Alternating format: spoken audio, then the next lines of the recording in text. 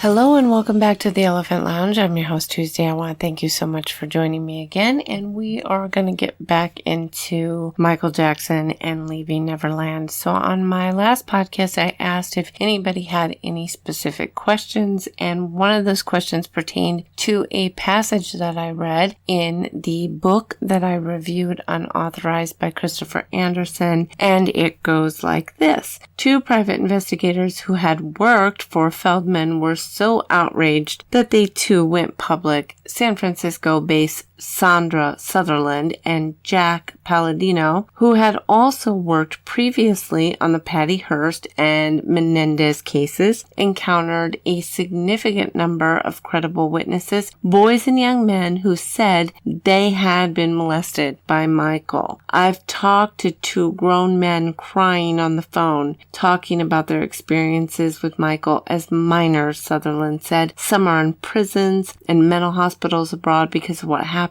to them. Sutherland went on to say that while a number claimed to have been victimized several times, there were also a few who had been picked up on tour or on LA streets for one-night stands. All were showered with money and gifts. So what more information do we have about this? Well, you may be familiar with Sandra Sutherland. She was featured in, I believe it was Martin Bashir's follow-up documentary, and there is a clip of her in there. I will go ahead and include that in the description so you can refresh your memory, or if you just don't know, you'll know who she is after that. And as far as Jack Palladino, I don't know much about him. Unfortunately, I can't find too much information, and I think a part of all of this has to do with, it is interesting that over the years it has become increasingly more difficult to find stuff that used to be very easy to find. And what I mean by that is, years ago, you could search names and things related to Michael Jackson and everything would pull up rather easily. As time has gone by and the PR machine for Michael Jackson has been hard at work, it does seem as though a lot of information has been buried over the years. So I will continue looking up and seeing if there's anything more I can find. I just couldn't find anything right away, but I suspect a lot of the people that they spoke with are a lot of the people that I have encountered over the years. And what I mean by that is eventually you will run across some people who will open up and they will tell you certain things that they know, either that they know personally or they know someone that knows something, but they want to remain anonymous. And ultimately, a lot of this has to do with their fear. They're also afraid of their non-disclosure agreements, that the Jackson or Jackson himself would come after him, or now the Jackson estate. I don't believe that a non-disclosure agreement would even apply in these cases, because ultimately they're asking the person to obstruct justice, and any type of non-disclosure agreement that asks you to commit a crime would not be valid. But if you're dealing with people who don't really know or understand the law, or maybe they're from another country, they're not going to know and understand this. In addition, Jackson and his family has never been shy about intimidating people, intimidating their victims, and especially when they have a mob of fans who willingly attack anyone who dares go after Jackson or state the truth about what happened. I will link everything that I referenced to in this podcast below so you can read everything for yourself. There is a Vanity Fair article here that references Maureen Orth, where she bluntly explained in her 1994 investigative feature Nightmare in Neverland, Jackson was such a highly priced corporate money-making machine, such a valuable product that almost no one, especially the CEOs and moguls who made millions off of him, has ever really questioned his motives, why this reclusive man-child with no known history of romantic relationships prefers to live in a fantasy life in the company of children. Additionally, any staff member who spoke out against a superstar who was worth an estimated $150 million in the 90s jeopardized their employment. Most guests to Neverland Ranch were also forced to sign confidentiality agreements, ensuring they would not speak to the press or write about what went on inside Jackson's Santa Barbara estate. Orth later wrote in her 2004 feature, Neverland's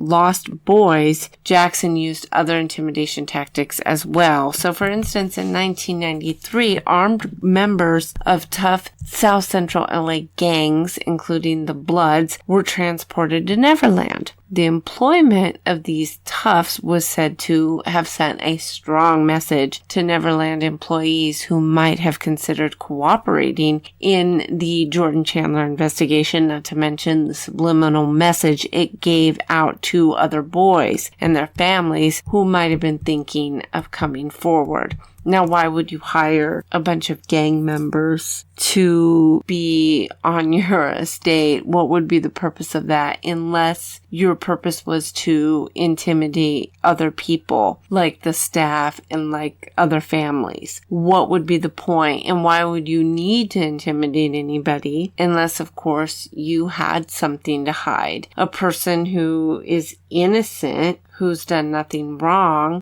would not think to even do such a thing. So this article in Vanity Fair kind of goes through some of the people in Jackson's inner circle who did speak out and what happened to them and why they were called into question. So the first person here is LaToya, and obviously I've gone into depth about LaToya, but it does say after a period of estrangement from her family, LaToya then claimed that she had been forced to say these things about Michael by her then husband.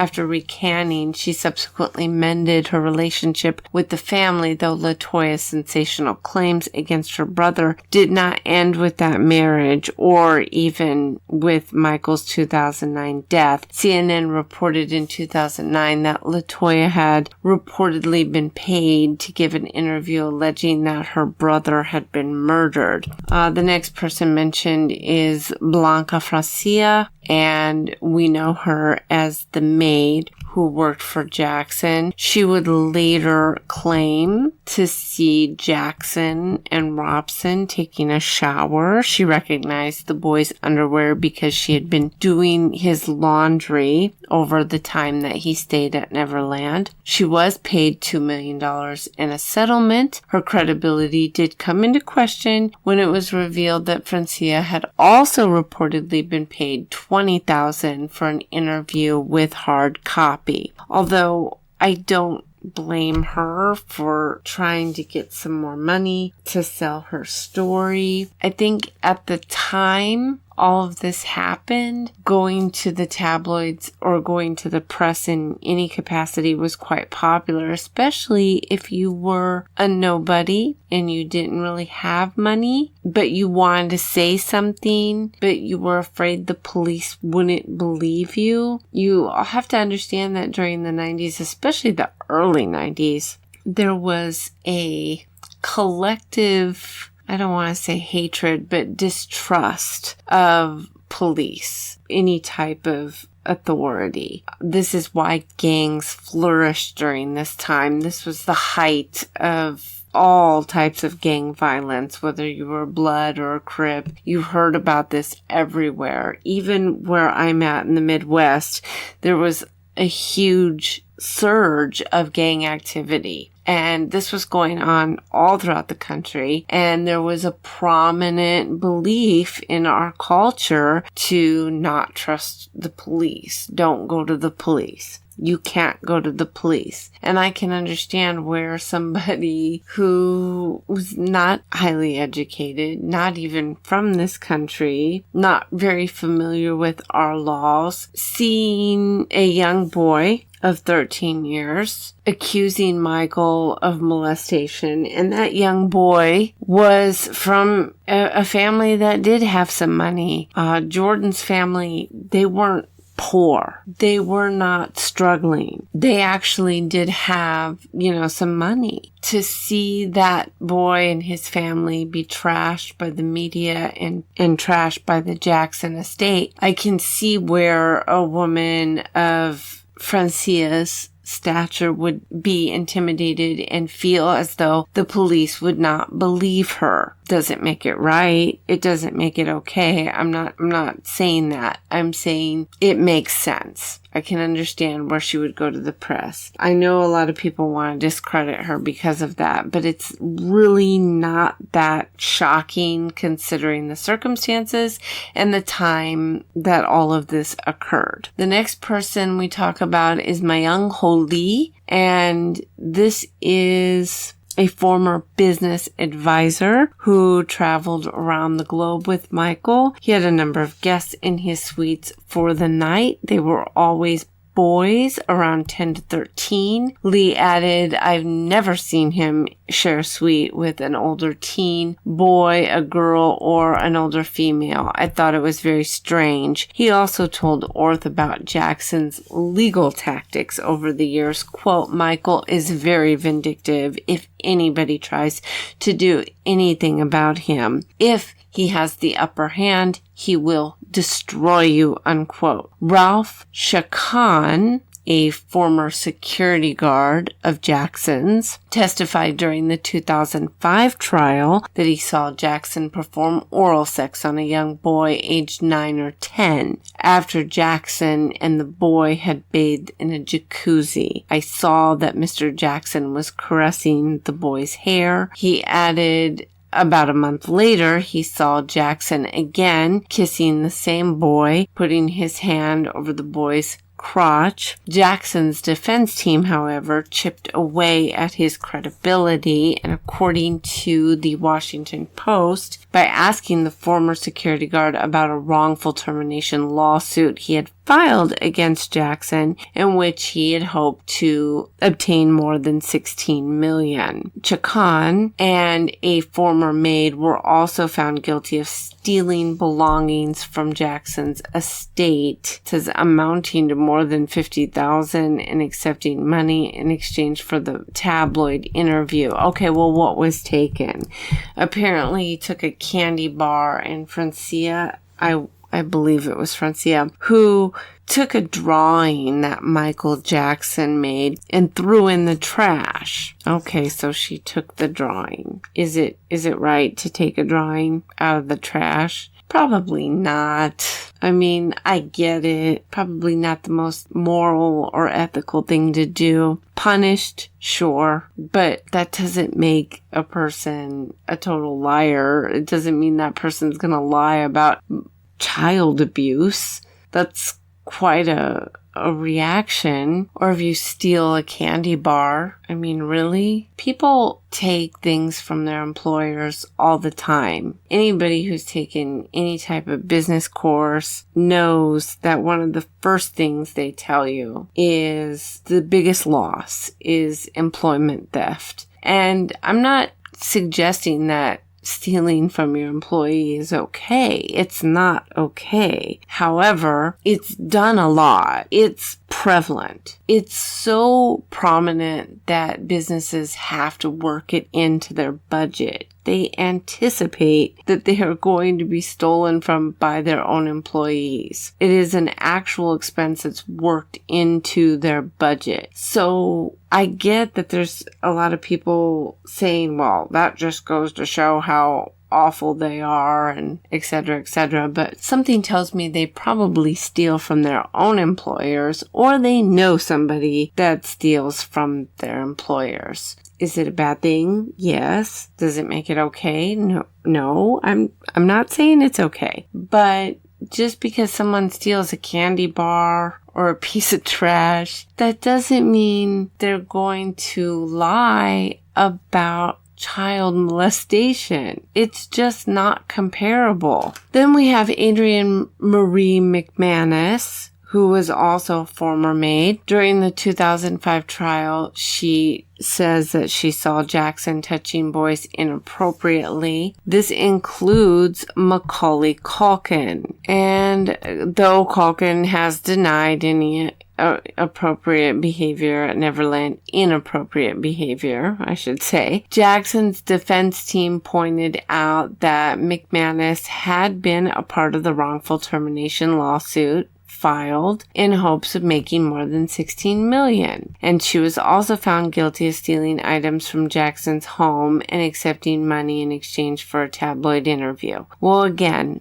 I say big deal. She has every right to sue her employer if she feels she was wrongly terminated. That's the rights that people hold in this country. If somebody is wrongfully terminated, they have a right to sue. They obviously got a lawyer. Obviously somebody felt their case was worth going forward with. There's nothing shocking here. It doesn't mean that they're lying. In fact, the fact that they want to go to court, the fact that they want to make their argument in court and make it part of public record shows me that they do feel they have a strong case. Philippe and Stella Lamarck, who are the French couple who cooked at Neverland for nearly a year. According to Orth, the couple claimed to have witnessed Jackson taking sexual advantage of young guests, specifically Macaulay Culkin. And again, Macaulay's denied, but you already know my opinion on that. The Lamarcks described on tape Jackson's alleged modus operandi, keeping the kids up all night with sound and light shows, games, and videos until they were so overstimulated that they barely noticed his fondling. In 2005, Philippi claimed that he witnessed an incident of inappropriate conduct.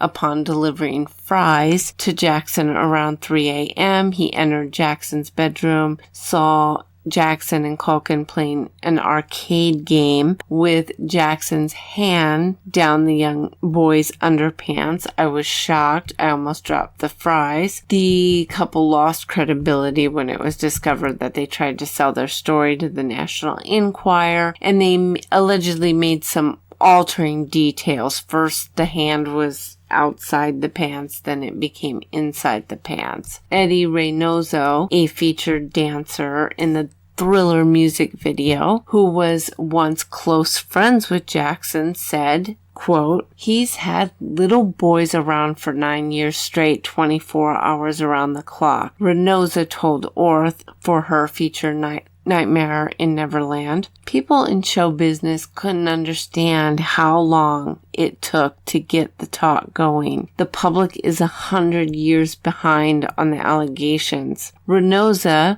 added that others in Jackson's inner circle, quote, "looked the other way. They were afraid of being fired," unquote. And there's some more stuff about Reynoso also in the book that I didn't get to, but essentially he did work, as I said, as a dancer. He does claim that Michael was inappropriate with him when he was younger as well. So you could essentially add him as another victim. There's just a lot of them. The more you look into this case, the more people that you find, the more stories. And there's a lot of stories out there that a lot of people just don't even know about, or they're just not considered, they're just not on the list. Will more people come out? I mean, I think eventually that's going to happen. I think people who just had these one night stands with Jackson, it's going to be very difficult for them because, number one, Michael was known to sort of get into these disguises and go out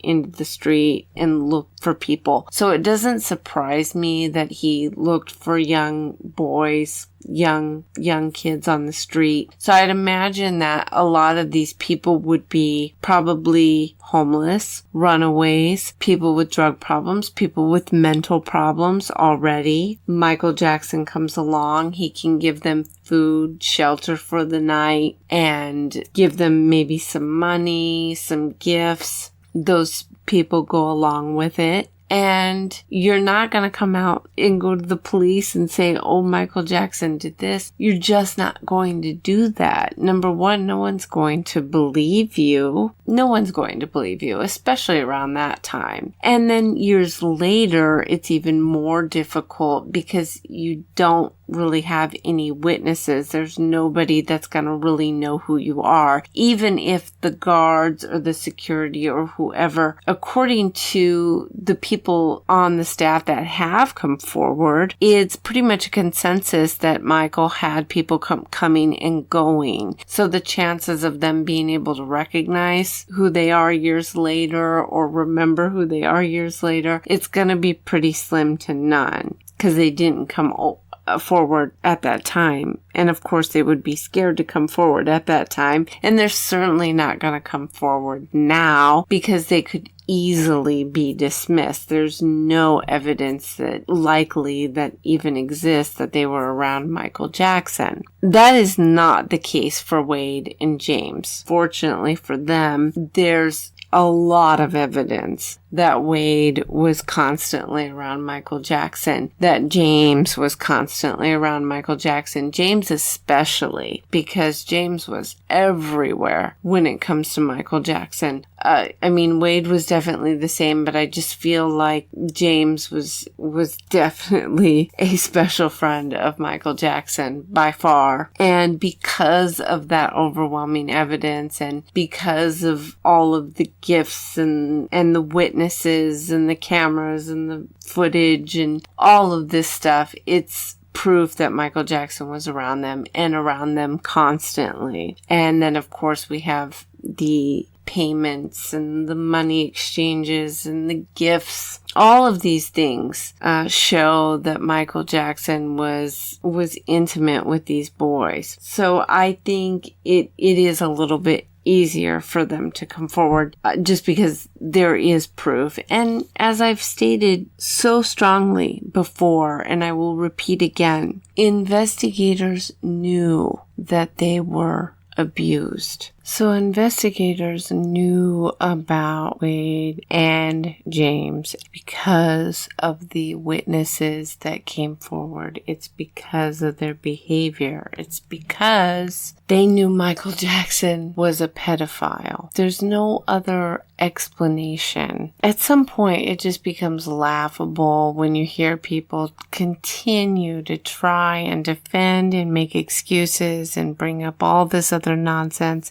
that just is either completely untrue or an exaggeration or leaving something out, something along those lines. But most everything that the defenders have to say, it just ends up being lies. And while the people that spoke out against Jackson, these are not perfect people. Nobody's making the claim that people who spoke out against Michael Jackson are perfect people. They're not perfect people. They are imperfect, which makes them believable. If you believe that Michael Jackson is innocent, you have to believe that he's some type of deity, that he never did anything wrong, and that he is or he was perfect. That's absurd. At the face of it, it's absolutely absurd. He was a monster. He was a monster just like most any other celebrity, unfortunately. And I think that wraps it up. I'm going to go ahead and wrap it up here. If you did not catch my podcast with Roberta Glass, please go over there and check it out. I will go ahead and put a link to that in the description, as I said I would, so that you can listen for yourself. We're going to probably do another episode as well on Amanda Knox. And there's a lot there. That case is pretty deep. I probably will do something that just talks about the rudiments of that case and probably just go over some basic things. But as we get deeper into it, I think we covered a lot of details in that podcast. I really do. But there's a lot more to talk about and discover. I mentioned before talking about West Memphis 3, and the reason why is because Amanda Knox and Damien Echols are associated with one another now. They've been doing these talks about being wrongfully accused, and it's all so very theatric and goofy. Damien Eccles, my goodness. That's another case that is very long and just drenched in propaganda, just absolutely saturated in propaganda, which is all very fascinating. But I would like to sort of tackle the topic of propaganda that surrounds murder in the United States especially, and what it is about these cases that the media enjoys. Like, why do they pick certain cases, and